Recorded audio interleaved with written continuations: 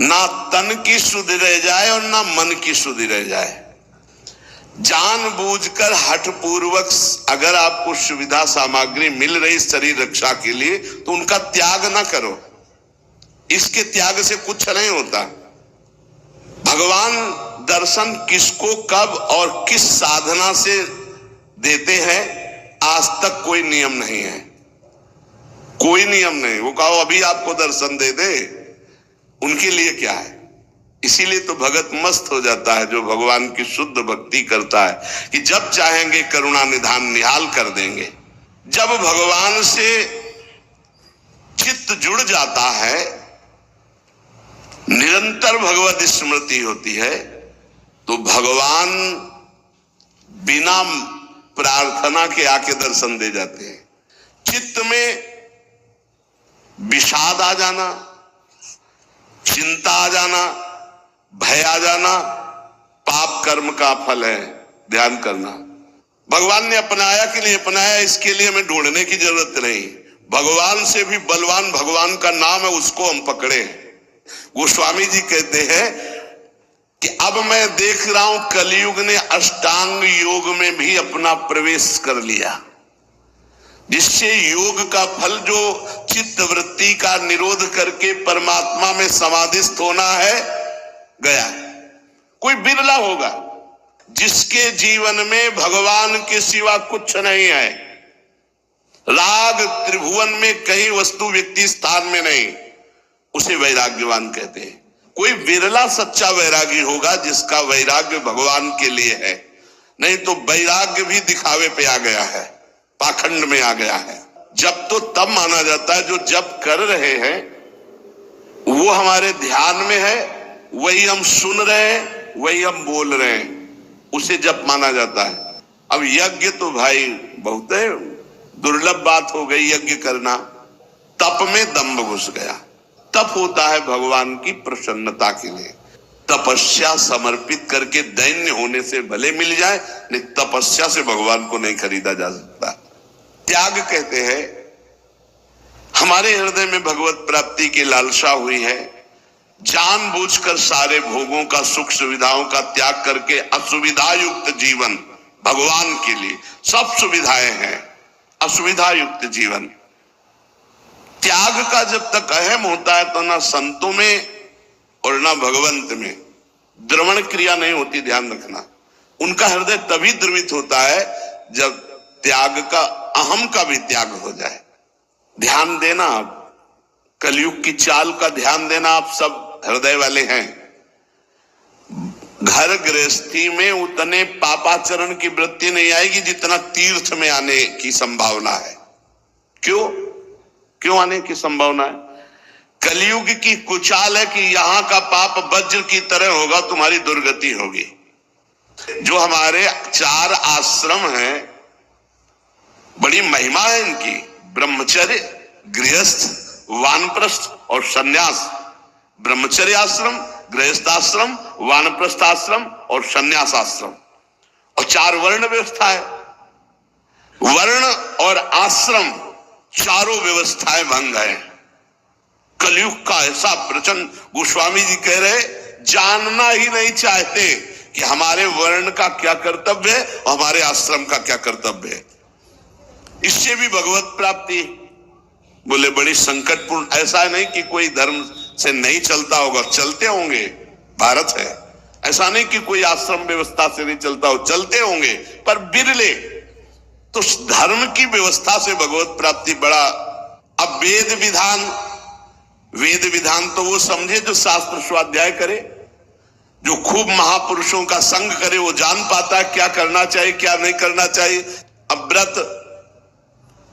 व्रत की पूछो तो कोई बिरला ही व्रत का नियम। एक बार हमने वर्णन किया था कि दशमी को ये और एक बार, और द्वादशी को एक बार, और एकादशी को तो पूरा या तो निर्जला रहो या एक बार जल फल फूल जो कुछ थोड़ा सा ग्रहण कर लो। तो तुलसीदास जी कह रहे हम तुम्हें बता दें, तपस्वी, व्रती, तीर्थयाटन, योगी, जपी, त्यागी, इन सबको एक तुला में रख लो हे रघुनाथ जी, और तौला जाए। तो मेरी तरफ कांटा भारी होगा। बोले क्यों महाराज?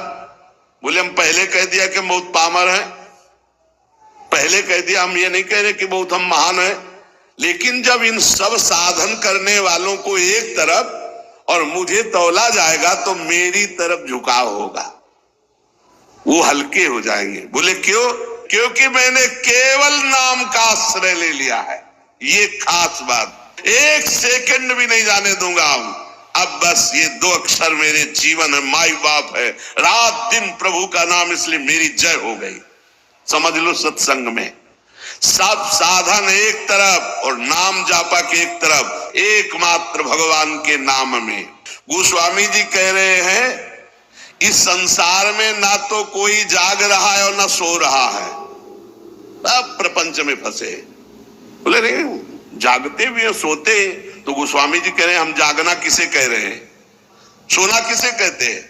भगवान के चिंतन में डूबा हुआ आनंद मगन कब निद्रा में चला गया, फिर जगह भगवान के चिंतन, इसे सोना कहते हैं। बोले संसार के जीव न सोना जानते हो न जागना, और जागना किसे? जब चेतना में है तो हर समय जबान से नाम जप कर रहे हैं। गोस्वामी जी कह रहे हैं कलयुग है, जीवन का जीवन पूरा व्यर्थ नष्ट कर रहा है कलयुग। मनुष्य के दुख शोक रोग रो रहे हैं, जिंदगी बर्बाद हो रही, काम क्रोध क्लेश सब के हृदय में बाढ़ आ रही है। राजा रंक रागी विरागी भागी अभागी सबको कलयुग ने अपने में ग्रसित कर लिया है। कुटिल कलयुग का ऐसा प्रभाव है कि सबको अंधा कर दिया है। वह धंधा रसेंद्री जनेंद्री का, ईमानदारी से देख लो, खूब बढ़िया खाने को मिले भोगने को मिले, अंधा कर दिया। ना ये चैन से सो पा रहे हैं, ना जाग पा रहे हैं। चैन से सोना है भगवान का चिंतन करते हुए, भगवान के चिंतन में सोना, और जागना है रात दिन नाम चल रहा है, यही जगना है। हमारे ऊपर कलयुग होश में नजर मत डाल देना। ए महिपाल हो तुम, कलयुग तुम्हारा राज इस समय फैला हुआ है, तुम राजा हो मानते हैं, तुम सबको नष्ट कर रहे हो ये भी जानते हैं, सबको बुद्धि भ्रष्ट, सब में कौन बचा है? जो सोता है भगवान का चिंतन करके, जगता है भगवान का चिंतन करके, और हर समय नाम जप करता रहता है, उसके ऊपर कलयुग का प्रभाव नहीं पड़ेगा। जिसको तुम नष्ट करना चाहो उसे कोई बचा नहीं सकता भगवान के सिवा।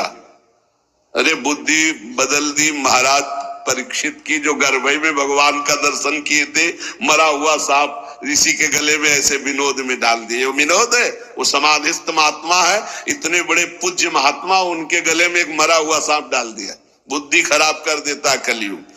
गोस्वामी जी कह रहे देखो, मैं कोई अहंकार से नहीं कह रहा, ए कलयुग वैसे बहुत दीन हूं, बहुत दुबरा हूं, पर ऐसा मत समझ लेना मैं बहुत बड़े का हूं। अपना इतना प्रभाव बढ़ा लिया, सारे जगत को काम क्रोध लोभ कपट मोह हिंसा दंभ पाखंड मदिरा पान मांस खाना व्यभिचार करना फैला दिया तूने। पर मैं हाहा तेरे से नहीं खा सकता, मैं रघुनाथ जी का हूं, देख तू मेरा कुछ नहीं बिगाड़ सकता। क्यों? भागीरथी जलपान करो और नाम द्वय राम के लेत नितय हो, मोको न लेनो न देनो कछु कल भूल न रावरी और चितय हो।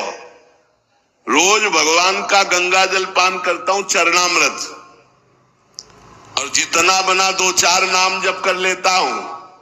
कलयुग होश में हमारी तरफ देख मत लेना तुम। जान के जोरी करो परिणाम तुम्हें पछतई है, पै मैं न भितई हूं। तुम्हें बता दे कि अगर हमारी तरफ देखा, कुछ उपाय किया हमारे नष्ट करने का, तो मेरा तो कुछ बिगड़ेगा नहीं, मैं डरूंगा नहीं, लेकिन हो सकता है तुम्हारा बिगड़ जाए। बोले कैसे? बोले ब्राह्मण जो उगल्यो वर्गारी हो त्यों ही तिहारे ये ना हितई हो। महामहिम गरुड़ जी ने जब एक भोजन आहार एक जगह लिया तो उसमें एक ब्राह्मण भी आ गया, ब्रह्म ऋषि, तो आंख पैदा हो गई गरुड़ जी के तालू पे, तत्काल उगल दिया। बोले समझ लो